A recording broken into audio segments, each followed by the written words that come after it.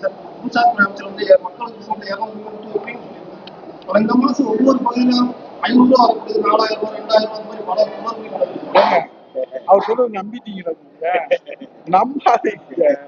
அவர் பேசுறதெல்லாம் பச்சை பொய்ங்க. அவர் எங்க கூட இருந்தவர் தான்.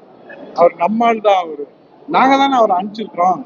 விஜய் முடிச்சுட்டு வாப்பான்னு அனுப்பிச்சிருக்கோம் நாங்க. அதனால அவர் 200 மின்சாரம் இப்ப கரண்ட் கட்டாது. அது யார் காரணம்ன்றீங்க? அது நிர்மல்குமார் விஜய் முடிக்கிறதுக்காக அவர் மின்தடை ஏற்படுத்துவாரு, போராட்டம் நடக்கும், 200 மின்சாரம் தரமாட்டாரு. அவர் யாருன்னு நினைக்கிறீங்க? நாங்க அனுப்பிச்சுட்ட ஆளு.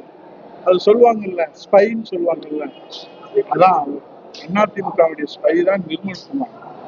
அவர் இல்லைன்னு சொல்லுங்க பாப்போம். எங்க கட்சியில இருந்து அவர் பேசின ஆதாரம் உங்க டிவிலே போட்டிருக்கீங்க. திமுகவை ஒழிப்பதற்கு இந்த நாட்டிலே, தமிழ்நாட்டிலே தகுதியுள்ள ஒரே தலைவன், ஒப்பற்ற தலைவன் புரட்சி தமிழர் எடப்பாடியார் தான் அப்படின்னு சொன்னது இந்த உதயகுமார் இல்லை, சிடிஆர் நிர்மல்குமார். அவர் நாங்க தான் அனுப்பிச்சு வச்சிருக்கிறோம். விஜய் முடிச்சுட்டு தான் வருவார்.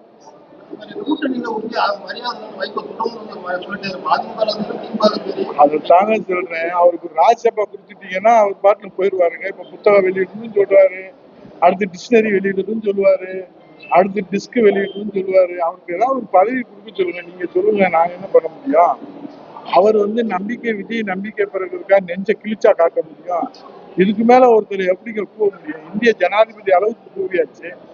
இந்தியாவுக்கே ஜனாதிபதி ஆகக்கூடிய தகுதி விஜய்க்கு தான் இருக்கு. திமுக கிடையாது. அவர் வளர்த்து விட்ட திமுக கிடையாது விட்டாரு. இன்னும் சொல்ல போனா மறுமலர்ச்சி திராவிட முன்னேற்ற கழகத்துக்கே கிடையாது விட்டாரு.